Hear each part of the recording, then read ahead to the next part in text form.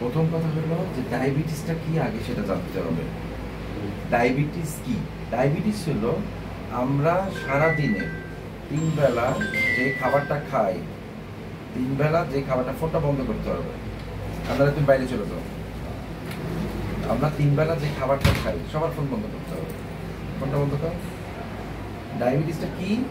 Diabetes হলো আমরা মানুষ 3 বেলা তো খাবার খাই, 3 বেলা যে খাবার খাই, বিশেষ করে কার্বোহাইড্রেট জাতীয় খাবার থেকে আমরা যে খাবারটা খাই, খাবার থেকে সুগার বা চিনি তৈরি হয়, রক্তে যেটা কমন হয় সুগার বা চিনি।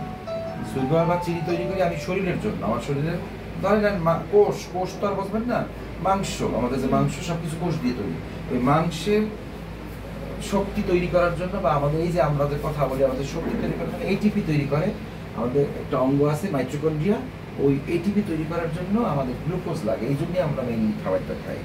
তো আমরা সারাদিন যে খাবার খাই এটা দিয়ে গ্লুকোজ তৈরি করে, গ্লুকোজ তৈরি করে রক্তে জমা হয়। তাহলে খাই কয় বেলা? 3 বেলা। সবচেয়ে বেশি খাই দুপুরে, হ্যাঁ, তাহলে দুপুরে সবচেয়ে বেশি চিনি তৈরি হয় বা সুগার তৈরি হয়।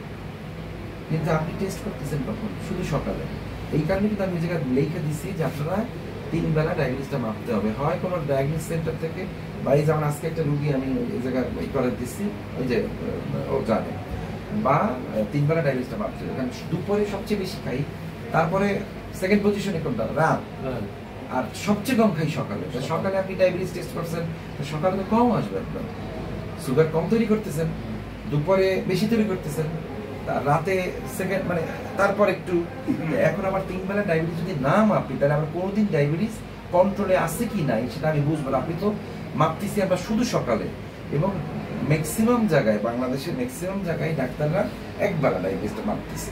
1 বেলা মেপে তারা কি করে, অনুমান করে ওই অন্য বেলার ঔষধটা দেয়। যেমন আমি আপনার রাতে বা দুপুরে যে কি লাগবে, ইনসুলিন লাগবে না ট্যাবলেট লাগবে, সেটা আমি অনুমান করেই দেওয়া যায়।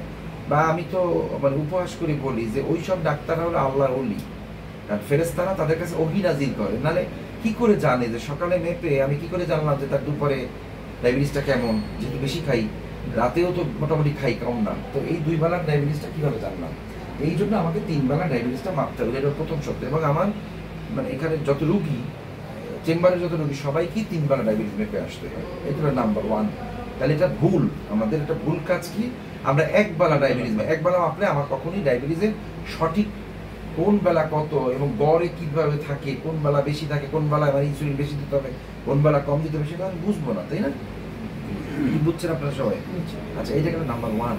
নাম্বার 2, ডায়াবেটিস রোগীদের ধরেন 4টা কাজ করতে হবে, যে 4টা কাজ করলে আমার ডায়াবেটিসটা কন্ট্রোলে থাকবে ঔষধের সাথে বা ইনসুলিনের সাথে। এখন সেই 4টা কাজ কি, এটা ভালোভাবে মনোযোগ দিয়ে শুনবেন। প্রথম 1 নাম্বার কাজ হলো, আল্লাহ তাআলা আমাদের জন্য যে সকল খাবার দিচ্ছে দুনিয়াতে, সেই সকল হালাল খাবারগুলো শুধু খেতে পারবো, যেটা আল্লাহ সরাসরি দিচ্ছে।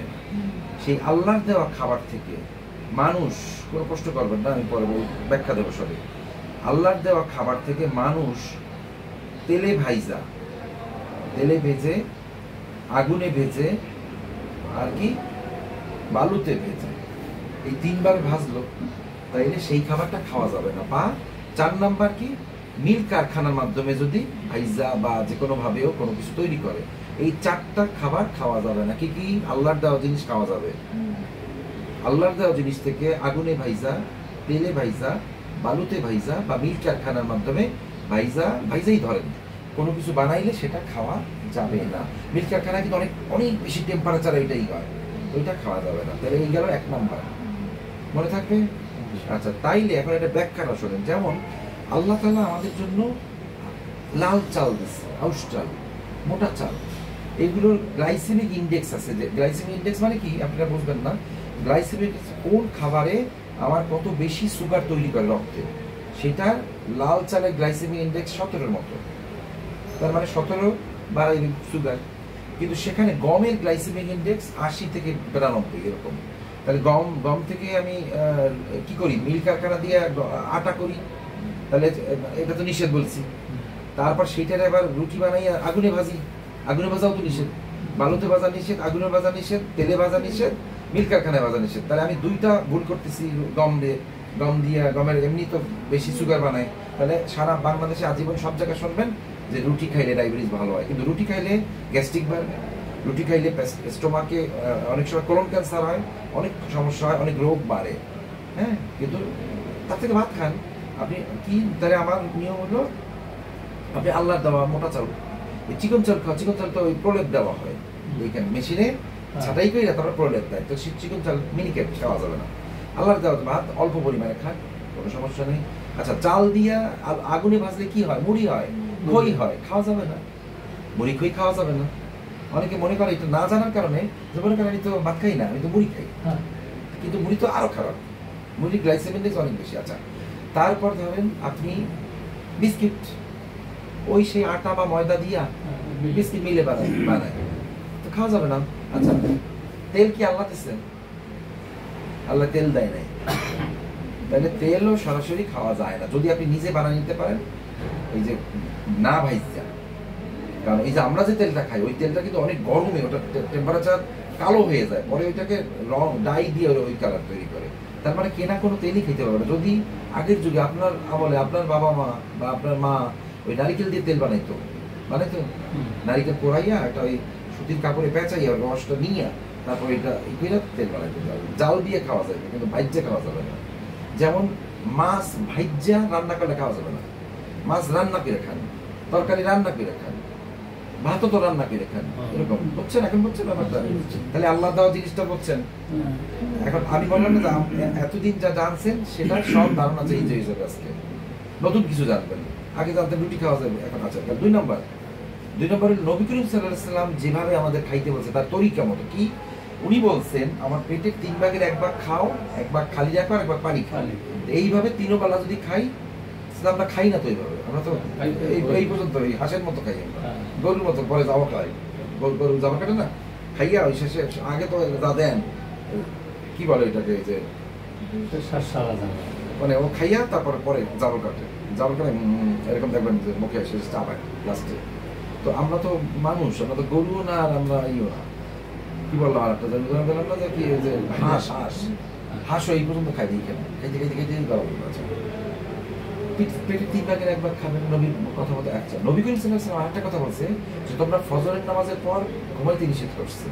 উনি তখন দোয়া দুরূদ কোরআন তেলাওয়াত করতে বলছে, ইশরাক নামাজ পড়তে বলছে, চাষ নামাজ পড়তে বলছে, তারপর হাঁটতে বলছে বাইরে। কারণ ওই সময় যে রোদ, বাইরে যে রোদটা 11টার পরে, যে 11টা থেকে 12:30 পর্যন্ত যে রোদটা, ওই রোদটা ভিটামিন ডি তৈরি করে শরীরে।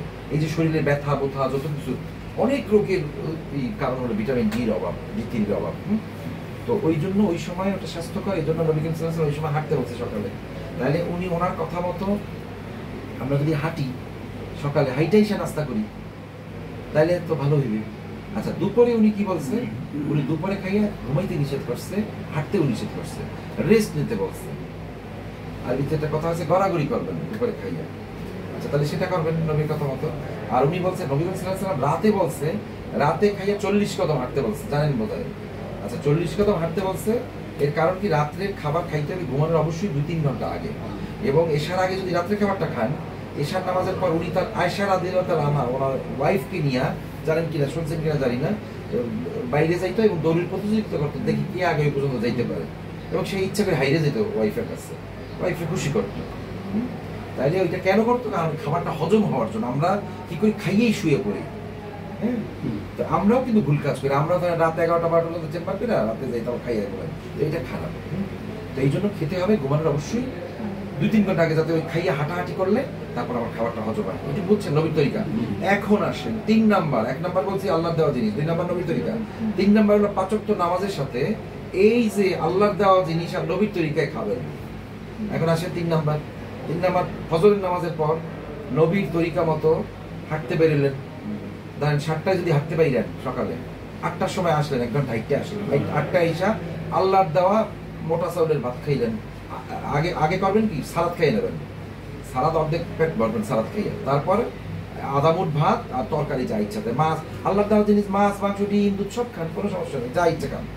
তাহলে সকালে করলাম কি, হাইটা ইসা আধা মুঠ ভাত খাইলাম আর তরকারি যা ইচ্ছা। জোহরের নামাজের পর কি করলাম, আল্লাহর দেওয়া খাবার, ওই মোটা চাল বা আঁশ চাল জোহরের নামাজের পর খেলাম, 1টা থেকে 2টার মধ্যে খাইলাম, খাই একটু গড়াগড়ি করলাম, আর মাগরিব এবং এশার মাঝখানে রাত্রের খাবারটা খাইলাম কি আল্লাহর দেওয়া খাবার, নবীর তরিকা মতো। আবার এশার নামাজের পরে 40 কদম হাঁটলাম। আর আগের যুগের ওই তাদের আমলে তাদের তো মানুষ অনেক বড় বড় ছিল, 40 কদম মানে এখন অনেক কদম হবে, 500 কদম হবে প্রায়। তাহলে 1 ঘন্টার মতো হাঁটলেন রাত্রে, তাইলে কোথায় ডায়াবেটিস দৌড়িয়ে দেবে আপনার কাছ থেকে। এই যে কি করলাম, আল্লাহর দেওয়া জিনিস 1 নম্বর, 2 নম্বরে নবীর তরিকা, 3 নম্বর 5 ওয়াক্ত নামাজের সাথে খাইলাম, দেখবেন ডায়াবেটিস দৌড়ে যাবে, আপনার ডায়াবেটিস থাকতে পারে। এই গেল 3 নাম্বার। তাহলে 1 2 3 শেষ হলো। 4 নাম্বারটা হলো আপনার জিহ্বায়, আমার জিহ্বায় যেটা মিষ্টি লাগবে সেটাই বা। অনেক ডাক্তাররা দেখবেন যে 0 ক্যালোরি সিল মেরে দেয়, 0 ক্যালোরি আছে, ওই যে চিনির পরিবর্তে খাওয়া যায়, বা ডায়াবেটিক বিস্কুট আছে, ওগুলো বিস্কুট তো ওইটা মিলে তৈরি করে, খাওয়া যাবে না। মানে আপনার জিহ্বায় যেটা মিষ্টি লাগবে ওটাই বা, মনে থাকবে। আচ্ছা, এখন জিহ্বায় মিষ্টি কিন্তু গাজর লাগে, তরকারি গাজর, আমি একটু শেষ করি।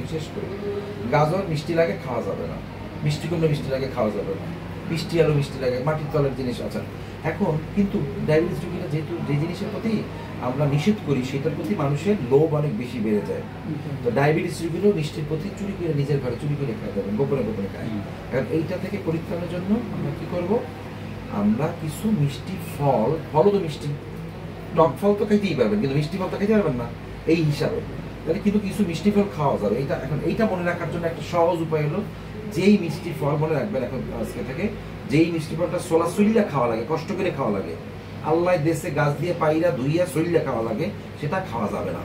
মনে রাখবেন, কষ্ট করে যেটা লাগবে খাবেন না। যেই মিষ্টি ফলটা গাছ দিয়ে পাইরেই ধুয়ে খাইতে পারবেন, কি কি আপেল, আঙ্গুর, নাশপাতি, বড়ই, পেয়ারা। আপেল, আঙ্গুর, নাশপাতি, বড়ই, পেয়ারা এগুলা ধুয়েই খাওয়া যাবে, সোলা লাগবে না। ওইটা অল্প পরিমাণে খাওয়া যাবে, বেশি না, কারণ এর গ্লাইসেমিক ইন্ডেক্স কিছুটা কম, এই জন্য এগুলো খাওয়া যাবে। ঠিক আছে? এখন কিন্তু এরও আপনার ব্যতিক্রম আছে। এই শেষ কথা আমার, যে সোলা সুইল্লা হইলে খাওয়া যাবে না বলছি, তাই না? ফল, মিষ্টি ফল সোলা সুইল্লা হইলেও কলা এর গ্লাইসেমিক ইন্ডেক্স অত বেশি না, এই জন্য অল্প পরিমাণে কলা খাওয়া যাবে। আর আপনি যেটা বলছিলেন ছোলা সহ হইলে তো খেজুর খাওয়া যাওয়ার কথা, কিন্তু খেজুরের গ্লাইসেমিক ইন্ডেক্স অনেক বেশি, এই জন্য খেজুরটা খাওয়া যাবে। এটা ব্যতিক্রম। ছোলা সহ হলে সবই খাওয়া যাবে, এই জন্য কিন্তু আমি আপেল, আঙ্গুর, নাশপাতি, বড়ই, পেয়ারা এগুলো বলছি, খেজুর বলি নাই। খেজুরটা খাওয়া যাবে না। এই হলো, এইভাবে যদি চলেন ইনশাআল্লাহ, তাইলে কি আল্লাহ দেওয়া জিনিস নবীর তরিকায় 5 ওয়াক্ত নামাজের সাথে খাবেন। আর জিহ্বা যেটা মিষ্টি লাগবে সেটা খাবেন না, ছোলা সুইল্লা হইলে সেটা খাবেন না, মিষ্টি ফল, আর ছোলা সহ হইলে মিষ্টি ফলটা অল্প পরিমাণে খাওয়া যাবে। ধন্যবাদ। ঠিক আছে।